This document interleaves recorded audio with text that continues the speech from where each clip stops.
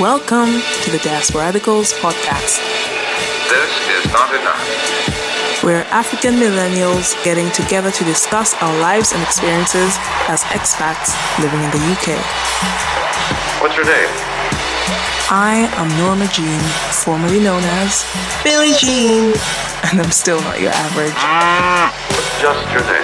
Hey listeners, I am Ria, your resident ranting queen. Also, random Ria now.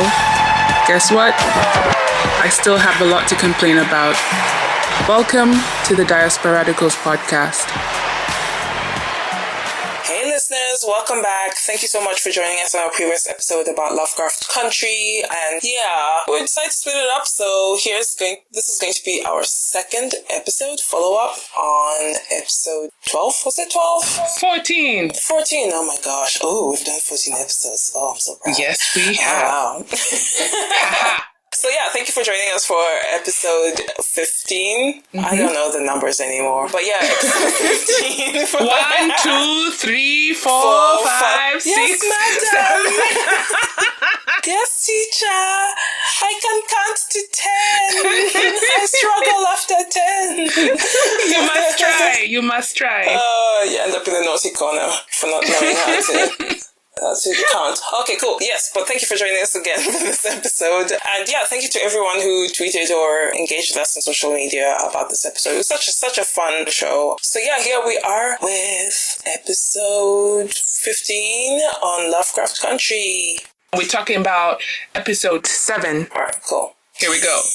This was a great episode. I think at the end of the day, it's really about, yes, unfulfilled potential, and then how Hippolyta decides, okay, I'm going to go and discover stuff, live up to my potential, and there's no limit in time and space. I can go anywhere. I can spend however long I need to spend there. And she does this, and she discovers herself, her greatness, and she's like, I am Hippolyta, discoverer.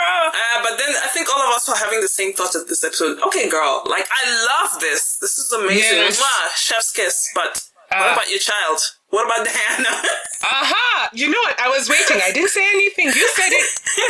Because even me, I was thinking the same thing. I'm like, that's when I was even checking myself. Why can't you let the woman go be her? And da-da-da-da. But then, ain't you got a daughter at home that just lost her father? The big Afro lady came to her and was like, okay, now you can do all the things you want, girl. Like, what are you going to do? And she's like, there's somebody really important in my life that I need to look after. Yeah. I mean, I feel like there's some gaps in the story there, or rather there's some plot holes there, because at any point she could have gotten her kid and gone on this adventure with her. But anywho, unless that meant that they had to, that meant that she couldn't be doing those funky travels, it meant that she had to go back to the real world. I feel like episode 8... this was the most stressful episode. This episode stressed me out. I got stressed as well. I mean, like, I know we're talking about episode 8, but just to reach upon that, now hearing you say that, and what she had to go through, I also think, I know we're talking a sci-fi series, but generally in real life, as a person, you need to fulfill yourself so that you can be able to raise your children the right way. So her going on this journey was very important for her to be a mother to Diana. No, I completely understand that. The whole thing about filling your cup and putting on your oxygen mask before you can do that for anyone else. So, I mean, it's completely logical, and I think it is true. I think a lot of us, we go through life without having stopped and actually given ourselves a chance to discover ourselves, understand ourselves. And I feel like my life has really been like that. It's just been hopping from one situation to another situation, trying to go after what we've been told we need to be going after, rather than just sitting with myself and like, okay, hold on, what do I want? Who am I? What's important to me? Self-discovevery. And I feel like I've tried to, fit that into my life at various points, but it's really challenging. But yes, I really love that episode. So going into episode 8, the most frustrating, we go from this blissful, interesting episode to this frustrating episode, which in my opinion should have, I don't know what the actual name of the episode was, but it should have been called Who's Looking After Diana? That's what it should have been called. I agree. It's like, what about the child? It should have been called What About the Child? Because here's what's happening. So it starts with Emmett Till. I'm sure you're familiar with the story. If you're not, please go and familiarize yourself. But educate yourself, guys. But it's a very sad story. It's tragic. But yeah, Emmett Till is murdered, and Hippolyta's daughter is his friend. She's called Diana. We've talked about her already. Hopefully you've watched the show, damn it. Why am I acting like people haven't watched the show? Watch the show before you listen to this episode. But anyway, so they're going to Diana's friend's Emmett Till's funeral. It's a really, really hot day, and this is basically, it's like a BLM moment where this thing has happened. There's a lot of tension in the air. Side note, Jaya is probably arriving somewhere looking for Atticus. But yeah, this is like, there's a lot going on in this episode, so we might end up jumping around a little bit. But yeah, Jaya comes looking for Atticus. Letty and Atticus have their own thing on the side. Yeah. But yeah, so all the adults, they got shit going on. But back to Diana. Poor girl. So they're going to this funeral. I think it's an open casket kind of thing. And they're in the queue. She's very upset. Her friend has been murdered. She doesn't understand what's going on. This is one of those moments where like a black child realizes just how unfair and horrible the world can be to black kids. She's confused. So they're in this queue. It's a really hot day, very crowded, all heading the same way. She's with the grown-ups. The other grown-ups in the show. Her mom is off somewhere on a business trip, so she thinks. So her mom is not aware. Her dad recently died, and now her friend has died. So she's upset, and everybody's distracted, thinking about whatever else is going on in their lives. And the poor girl, she walks off the queue, and she sees these little girls laughing, 2 black girls laughing, and I don't know, eating ice cream or some candy or something. And she was looking at them like, why are you all happy? Like, everything is horrible. She throws some rocks at them and screams at them. And I really felt that. I felt it as well. I personally identified with that because, you know, sometimes when I'm feeling like there's darkness in the world and I just see people going about their lives oblivious and laughing, I'm like, how dare you? How dare you? Do you know how much pain is going on? Yeah. So that hit home for me. Yeah, I really did. Really well acted. I really love the girl who plays Diana. Girl, you're really good. Not for one moment did I think this girl is acting.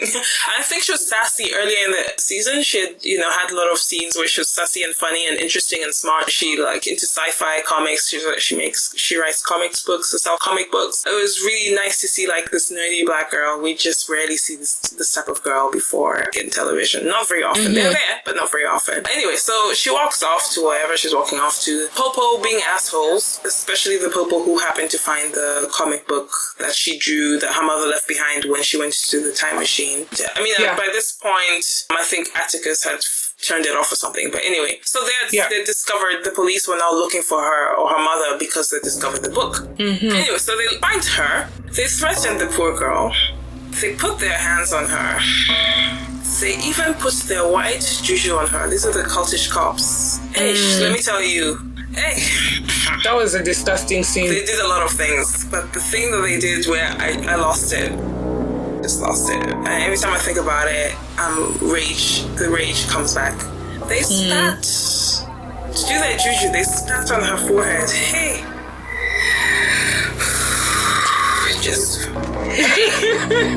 she's called on Yesu. I'm calling on White Jesus. White Jesus, what is this? Anyway, they spat on this poor girl and they did their juju on her. And what this meant was that she ended up being cursed. She goes back home and she finds this book, Topsy and Bopsy. Then the curse basically means she's one of Topsy and Bopsy, one of them in the book, on the cover of the book, is looking at her and grins or something, and she's like, what the fuck? And she jumps out the window or she runs out. Yeah. And then she ends up being cursed and followed by Topsy and Bopsy. Let me tell you, I don't get scared of a lot of things. That was freaky. Kudos to the 2 actresses, dancers who played Topsy and Bopsy. The dancing, the staccato, Jigabella, like the movement, the way they were flexing joints and stuff. Damn, I actually thought of that.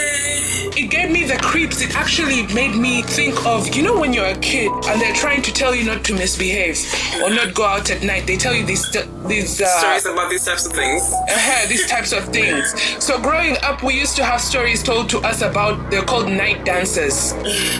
Night walkers. It's like night walkers, but apparently night dancers, they run around town or the village and they dance in the night, naked, and there's juju associated. They call them night runners, where I come from. Oh yeah, those ones. So that's what it reminded me of. I was just having the creeps. I just had to hold myself through those scenes. I was like, they're coming. So Topsy and Bopsy basically followed her throughout the episode. You it know? was so freaky. And the adults, they're distracted, yeah? So Ruby's now in a relationship with this woman-man person, and Letty and Atticus are having their romance drama with Jaya as well. So they're basically distracted. Montrose is always distracted. Montrose is a mess. Montrose was always on something. That man, a bit of a waste man, I'd have to say. But yeah, this poor girl has just been juju assaulted by these white people, spat on, followed by Topsy and Bopsy, and then the one adult who does come across her is Letty. Is Letty, and Letty kind of just ignores her. She's on her own thing. Everyone's on their own thing. I'm like, I'm sorry, did she not? Her mom's not here. Her father just died. Her best friend just died. She's trying to tell you something's going on. Nobody's listening to her.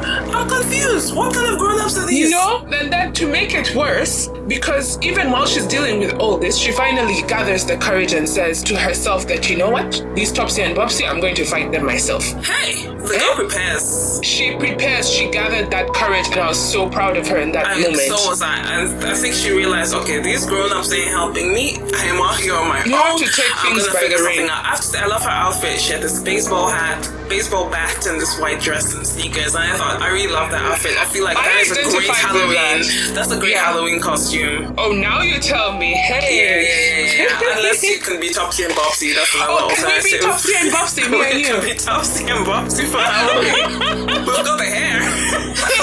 No, let's do it. Some red lipstick, and then we just do those weird dances. The cha-cha-cha.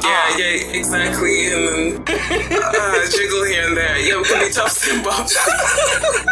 And they follow on hunt her all day, and she's just like, no, okay, I'm ready to fight. Okay, let's fight. And then she gathers up the courage to fight with her baseball bat. And then, so she gets attacked by them in the end. But the reason why she gets attacked by them is because of an adult. Guess which adult? Out of all the adults in this show who are usually doing stupid things. Mr. Montrose himself. Mr. Montrose. Hey, Montrose, I was ready to feel sorry for you, but it was just a very disappointing past. Do you know what? Do you know how there's that person in the family who's just a fuck up and just like, you just lose hope in, I'm sorry, I think every family Montrose has was this. very disappointing. Yeah. Anyway, so Montrose, the reason why we were mad at him is, because when she was basically fighting them off, he finds her. And it's a very interesting thing, because this is one of those situations where clearly she looks mad. She looks like she's fighting invisible entities, which she literally was. But instead of asking her, hey, what's going on? How can I help you? What are you fighting? What's happened? Because he knows juju happens.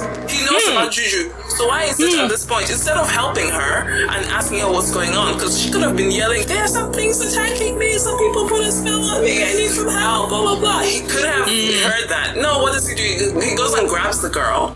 So she's not able to fight them, and then they get her and they basically infect her arm with some bullshit. Juju. I was so mad. But meanwhile, like you said, the adults were distracted by the other things. Yeah. So one of the things the adults had been distracted by, because all of this juju happening left, right, and center, Tick or Atticus, he also decides that, you know what, I also want to use juju.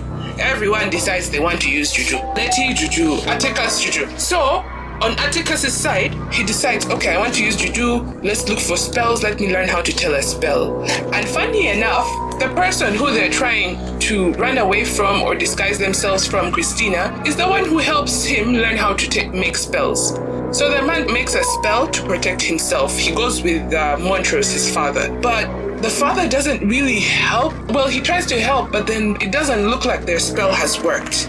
Meanwhile, while they're doing that, Letty, Madame Landlady, goes... There's a lot of L words for Letty. So she goes to Christina to try and bargain for Atticus's life. And then what Christina ends up doing is actually giving her a spell instead to protect herself. Because by then Christina has noticed that, you know what, some of the drama between Letty and Atticus has led to something, aka her becoming pregnant. Bambino. Bun in the oven. So Letty gets a spell, and then Atticus also gets a spell which he thinks didn't work. Right? They don't tell each other. They don't tell each other. That's why I'm like, that's when I become suspicious of couples and relationships. You see why I'm suspicious? Yeah. Okay. So, long story short, that night, the police juju chief And his friends. and his friends, they want to attack Letty's house because they have things they want to retrieve from that house, aka pages from the book or the book itself. So they try to enter the house. They find out that the first juju lady, that the black lady, had masked the house, so they couldn't enter. So they go and they start shooting down the whole house. And on the outside, Letty's inside, so her spell worked, so none of the bullets are catching her. Everything is bouncing off her. And then Atticus arrives. And he's like, oh my God, and all he's concerned is Letty. So he's trying to get to her, and then all the white police turn on him. That's when, all of a sudden, when the police start shooting at him, that's when you see those creatures. What are they called? Shoggoth, I think. Yeah, the Shoggoths. So he gets, suddenly he has a personal Shoggoth bodyguard. Hey, who causes ruckus and protects him from everything. Yeah. So, yeah, that was basically episode 8. Yeah, I mean, a lot happened in that episode, and I was really, really frustrated. So I think let's take a little break right now, because we need one. Lubricate. Okay, cool.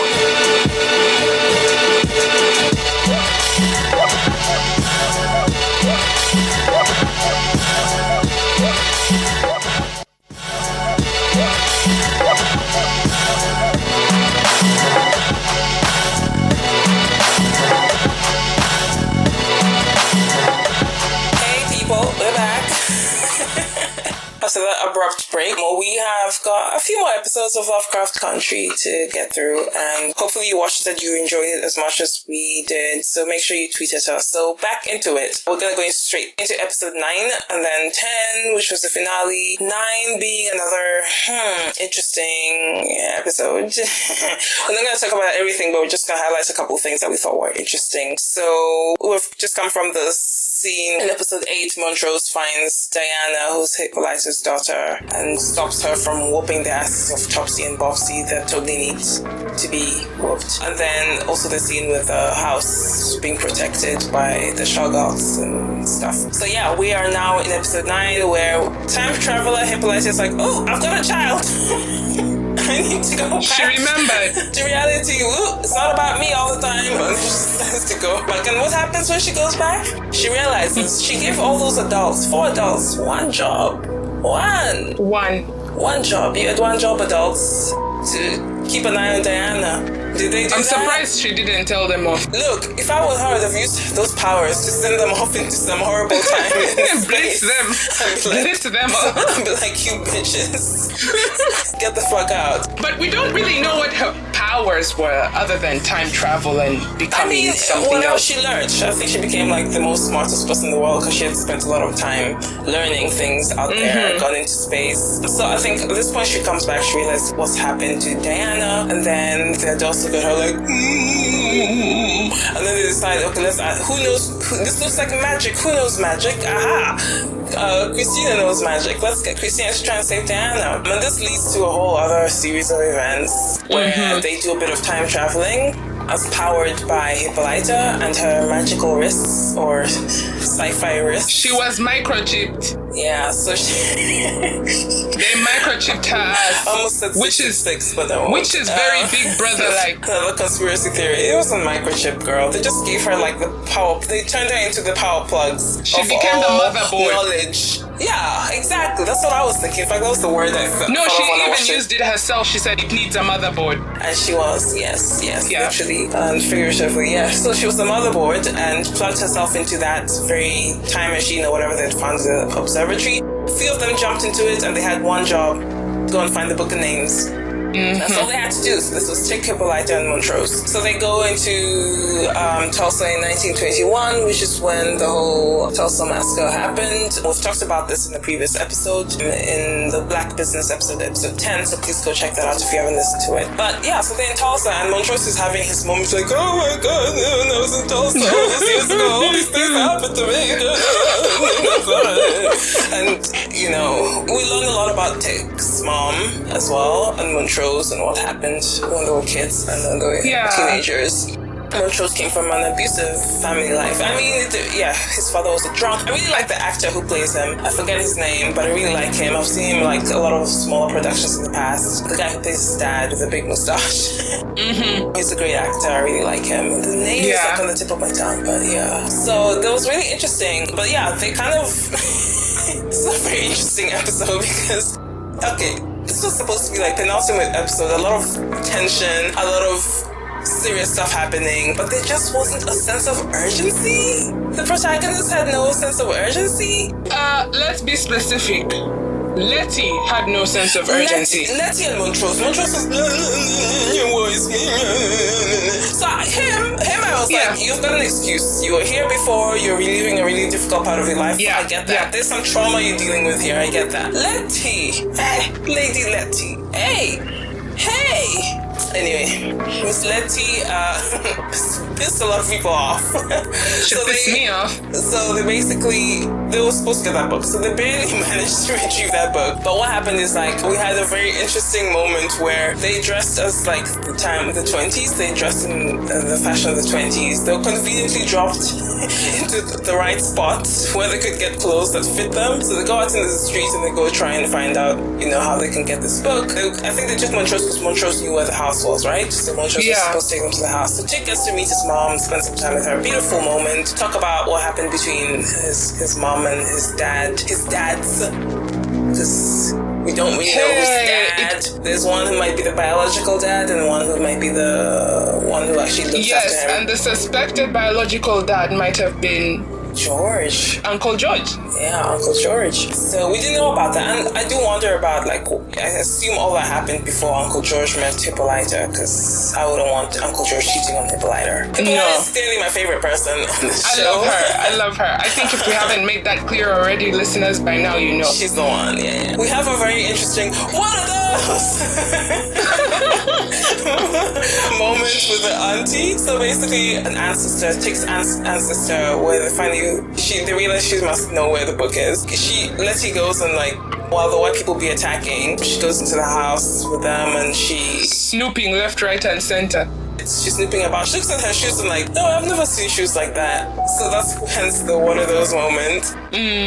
So the shoes give her away as an intruder, rather, coming out of nowhere. So she explains what happens and she gives her the book. But yeah, this is where I'm this sense of urgency just wasn't there. Letty. Anyway, so with this scene, this is something interesting. Something that pissed me off. So this auntie, we're just gonna call her an auntie. She seems really sweet and whatever. Auntie protecting the book. She helps her out. But then in the end, she realizes, I'm gonna die here. I'm not gonna get to live this. But then you're gonna be the future generation that's gonna benefit from the sacrifices we make, and sacrifices being her life at that point. So her and Letty are holding this book together. Letty can't die because she's got this fancy spell protecting her, or she can't be harmed. But then the auntie is dying. She's on fire, and they're just standing there crying. They're just standing there crying, holding hands. That was... I'm but why? I didn't like that. I think they're trying to be okay, there's this moment where they're bonding over this kind of trauma or something, or this thing, but I'm just what?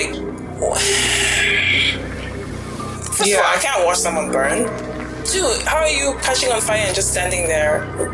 Calmly. I mean, I understood that she made peace with what was about to happen, but still, your physical body is still in pain. You're burning. And then Letty's just there crying. And then Letty grabs the book, walks slowly. While Hippolyta is almost dying. Hippolyta is almost dying on this side, and on the other side where she's supposed to go back to the portal, I mean, we know Hippolyta is holding the portal open with the last of her energy. She's dying. Even at some point the portal, she's frothing. That's actually one of my favorite scenes because that's when her hair turned blue. Yeah, because Chick gives her a nice pep talk and encourages her and reminds her, hey, it's for your daughter. And then she basically levitates and then her hair turns blue. That was beautiful. That was really nice. The special effects were really good. Special effects of this show were really good most of the time, and sometimes they were really bad. But this was really nicely done. Yeah. So meanwhile, Letty's on the other side just slowly walking through a scene where Tulsa is burning. But it's just one of those moments where I'm just bitch, run! Those are the moments in series that just stress me out. Yeah. You know when you're screaming at the TV and you're like, Come on! I've had enough. I've had enough. Bitch, run! Anyway, so yeah, that happens. But it was a great episode in terms of like they tied a lot of loose ends up. Yeah. And they made a lot of progress by finding the Book of Names, which was hidden in time, in history. And it was one of those like time hopping things where like they didn't really disrupt the timeline. It's one of those time travel theories of, you know, where there's just one timeline. And so Tick's in a loop. Speaking of timeline, and like you said, Tick is in a loop because in that kerfuffle where Montrose also is on his own tangent or whatever, Tick ends up finding out more about Montrose's history, his past, and coming to terms with his father's sexuality. And he ends up being the person, the hero, that saved Montrose, saved Montrose as a kid from being killed by a mob of white people who were just out She noticed to just get amongst them. the mob, there was a white woman in the mob. Was there? I didn't There was one notice. white woman in a dress. She was one white woman, so that was interesting because I was like, did I just think, was that a white woman? And then she came back in another scene. Did she get battered as well? Yeah, she got whooped with a bat. Lovely. That's deserved. I think Letty, someone else also joined in that fight and whooped some ass. I don't remember exactly who. So yeah, that was really cool. So it was a very interesting episode. So they finally get this book, and so they're able to actually help Diana on the other side, who at this point had basically her arm turned in. She was turning into Topsy and Bopsy. Her hair was turning. It was funny to me. I'm just like, a curse that changes your hairstyle. I understand a curse that turns you into something, but it was just like, changes your hair? Wow, that's detail. So yeah, her arm was basically gone. It was very nasty shriveled looking. And stuff. Yeah, it was rotten. It kind of reminded me, I've forgotten the name. What's that group of trees in Lord of the Rings? Oh, do you know the one I'm talking about? Trees have kind of, it looked like the bark of some types of trees. Bark of trees. Yeah, it looked like one of those. Poor thing. But anyway, let's move on to episode 10 and then wrap this up. So this is the finale, which was interesting. I mean, I like that the story fully ended well enough. Mm-hmm. And they gave us a good conclusion to this part of the story. And I think as per the books, this is the last book or chapter or whatever. Yeah. So yeah, Diana's life has been saved. She still lost her arm. It was just nice to see them bring back some people from the past, like Atticus's mom, the auntie who noticed the shoes, come back and try to help them with the book. This is where they lifted the curse from Diana, isn't it? Yes, they came back. So my bad. They've lifted it. So now that they've lifted it, the next plan was to now get rid of Christina. Yeah, so because Christina Because Christina had a plan to use Atticus basically to sacrifice his life so she can gain immortality. Meanwhile, I think we skipped this. There was a point where when Emmett Till had died, where Ruby had basically had this kind of dialogue with Christina and talking about how painful it was as a black person, and Christina tried to understand and empathize with her, and so she basically had some people beat her up. Well, she didn't initially, and she actually confessed. That was a very hurtful scene for me to watch because she was just like, yeah, so a black boy got killed. Yeah, white apathy. She was not associated. Yeah, we see this a lot, like white apathy. I mean, it's just an apathy that exists in any group that is not experiencing something, anything. Yeah. Like rich people look at poor people and like, problems with what? You need free school meals? What are you talking about? Da-da-da-da-da. After Ruby kind of told her off about that and being like, how can you not care? How can you not this? And seeing that they'd been kind of fostering some sort of relationship between the two of them, I feel Christina wanted to, I don't know, try and empathize. Like. Yeah, see what it's like, try and understand. So which was, I found very twisted. It was quite wicked in a way. Because she hired these two guys to basically just repeat what had happened to Emmett Till. Yeah, and so basically at this point, they beat her up, drown her, wrap her in barbed wire, tire, I don't know, whatever the heck they did. Mind you, she's under that invulnerability spell, so she did come back to life. What's the point if you're not going to lose your life? Like, then you will not know what it's like. And you know that you're going to come back to life. What was weird to me is that she didn't try to understand why it was hard for everyone else, what she tried to understand is what happened to... She's trying to empathize with Emmett Till. I'm just like, that's not really what's happening here. You should be trying to empathize with black people who are like, because I'm black, this could happen to me. But instead she's like, oh, let me go see what Emmett Till felt like. Although I know I'm not going to die. I was just like, oh, it doesn't work that way. The threat of death is real for black people. Yeah. Anyway, she was testing out her spell, so she knew she was invulnerable. But anyway, her ultimate goal was invulnerability, immortality, whatever that case may be. Which was what I think her dad wanted, and now that her dad was out of the way, she could use Atticus. Yeah, he wanted it for himself and denied it of her. So that was her mission. Her feminist white woman mission was to acquire... White feminism. Yeah, I mean, there was a bit of white feminism happening here, so it was like, oh, I can relate to being a woman, but not really to the interracial but struggles. I'm still a white woman, and I don't care about anyone else. I just want to get what I want to get. That was denied for me. To be honest, Christina was... It was. I didn't see her as like a horrible villain, because she did help them a lot of the time. Every time they asked her for help, but it was always with, but you're gonna give me something in return. Of course. Which I'm not mad at. These are the facts also of wanted life. her thing she wanted. So everybody wants something, but it was sad that she couldn't see beyond that. And it's just one of these things where, I mean, the question always comes in movies: do you really want to be immortal? See all your friends die? See, like, how? Yeah, I always ask myself that question, and that's one reason I personally would never choose immortality. Yeah, but a fulfilling life is for her. It was about being immortal meant having power to change different destinies and change your own destiny, whatever. More than anything, stick it to her father. By acquiring what he was never able to acquire. And what he didn't want her to acquire. Yes, or he didn't think she was worthy of acquiring. So in a way, I did empathize with Christina's story. Yeah.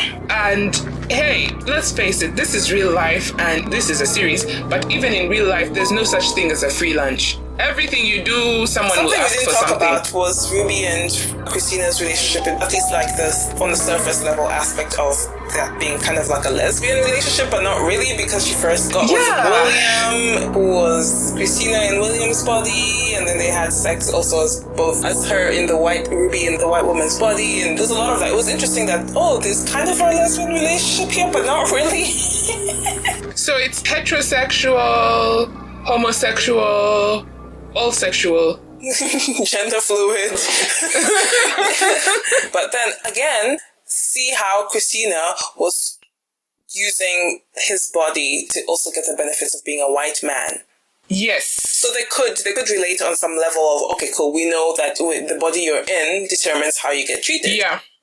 So there's something interesting there. She got some things, she didn't get other things, which is often the case with allies, but it's not necessarily about getting, because I'm never going to get a lot of things, right? I know there are challenges to being a man as well in this world, sure, but I'm never going to get to have to worry about those specific things. I have other things to worry about. But it was just interesting. Yeah, I think what was important for me was even Christina, even though, like, let's say she's quote unquote the bad guy in this particular series, she was empathetic, and I feel that she did have some sort of emotional connection to Ruby. Yeah, she wasn't pure evil. You know? And that's the reason why, because of her connection to Ruby, is the reason why she went to help Diana. Yeah, but then at the end of the day, Ruby did try to use that connection to double-cross her and help. That's when we backtrack to what we spoke about in the last episode about Ruby's connection with Letty as sisters. Okay? We didn't really talk about that, but because they both shared a mother. One of them was multiracial or what's the word? That's it. Yeah, multiracial, and the other one was black. And they shared a mother, and one of the things that really hurt Ruby throughout all of that was Letty wasn't able to attend the mother's funeral. So there's been a lot of tension with their relationship as sisters. But then for once, in episode 10, Letty goes to Ruby to ask for help, and Ruby is reluctant initially, but she decides that, you know what, this is family, let me try and help. Which is something she had been doing a lot, but not getting the same out of Letty. Yeah, she had been doing a lot and not being appreciated for. Yeah. Yeah, so in the end, she decides, you know what, I'm going to try and help my sister, and helping her sister involved betraying Christina. But Christina figured it out very quickly and ended up now turning on Ruby herself. Yeah, so she killed Ruby and took over her body like Yeah. they were taking over the bodies of those other people. Yeah. Which is really, really sad because Ruby was a fave, but you Yeah. know, whatever. Yeah. Yeah. So yeah, Christina, kills her and all that stuff. So at this point, I think we are getting to the point where I think they were trying to now rescue Atticus now that he had freely given himself to Christina's whatever. No, actually, they tried to double cross. It didn't work out. He hadn't yet, because they had a plan. That's why Letty went to Ruby, because they had developed a plan and they realized that, you know what, for this plan to work, we need to get something from Christina. Let's try go through Ruby to get it. Yeah, to get her blood. Yeah, and to get her flesh blood or something. her flesh or whatever. Yeah, which he had to eat that. Ugh, that was nasty. Cannibalism, hoo-hoo. And then let's skate past that really quickly because nasty. Yeah. Christina, so now, Hippolyta got Diana bionic arm. While they were still conspiring to make a plan, because the whole plan was to try and save Atticus from eventually dying from Christina's spell of immortality. So they were trying to figure out what to do, and in that mix, that's how Letty ended up going to ask Ruby for help. But long story short, while they were doing all that, Diana is still recovering from her spell. She's lost ability of her arm. It's become like, you know what we were saying, tree-like. So her mom hooks her up with her new powers. She's like, yo, I know technology. I love that. I know technology. And her mom, I mean, also the fact that they actually took her arm off, but, we don't go into the details. I don't know how quickly she recovered from her arm being taken out, but I'm guessing it was that technology. She must have come up with painless ways to replace your arm with a robotic arm, because I was like, plot hole. Anyway, so yeah, Hippolyta gets a new arm, and I think they also had a conversation about their relationship. She was like, Diana gets a new arm. Well, Diana was upset that Hippolyta had left and all that stuff. And her mom was like, well, I didn't get this blue hair for nothing. Let me show you something. So it was really sweet that they got to reconnect over that, and also the comics and stuff. And she showed her the comics, and they also shouted out Afua Richardson, the one who actually drew the comics. Oh, I love that. She does a lot of art, and follow her on Instagram if you don't already. She's awesome. So that was really beautiful, like a nod to someone in real life. I don't know if she's Nigerian, but I'm not wrong. I don't know. I might be wrong. Yeah, but anyway, so Diana ends up being left alone in the car again. I'm like, please, did these people learn? How many times have you left that girl alone? How many times are we leaving the child? Why can't she be left at home? Why did they have to bring her to this strange place and leave her in the car? And then what happens? Of course she gets attacked by these shoggoth things, although she gets rescued by one. And Avia, you had an interesting story about Shoggoth that shows up to rescue her. Because when she got attacked, when they left her in the woods in the car by herself, when she got attacked by the Shoggoths, one Shoggoth came and fought off all the rest of them. And that was the same Shoggoth that had rescued Tick when he was running to the house and the police were trying to shoot at him. So my theory was that, you know what, even along throughout the series, George had suggested that Montrose was not Tick's dad. And we learn later on that George might have in fact been Tick's dad, who also happens to be Diana's father.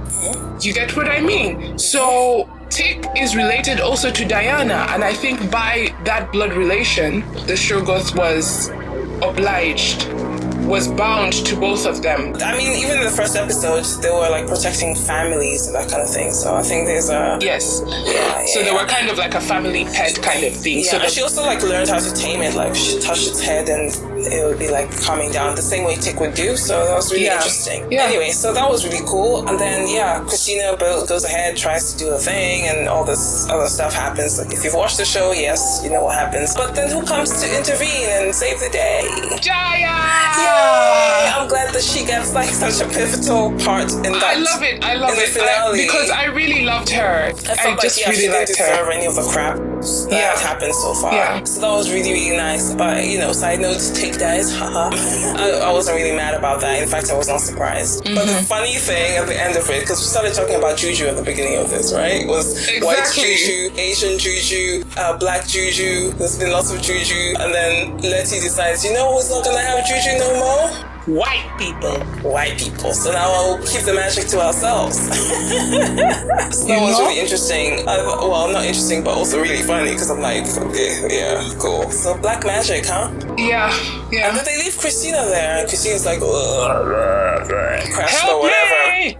Help me. Somebody help me. And then Diana sees her. She's been reading books, the comic books, and she's like, this will not learn. First of all, look, Diana, they left you in the car a second time. Yeah, They didn't learn. That's just apparent.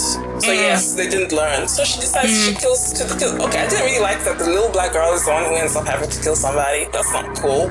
But who else was going to kill her? Well, she's only understands, so I guess it's okay. You get what I mean? Something. Anyway, so that is the whole season. Season 2. Do you have any theories about what season 2 could be? Now, there's nothing out there that indicates there's going to be a season 2. Has the book been written?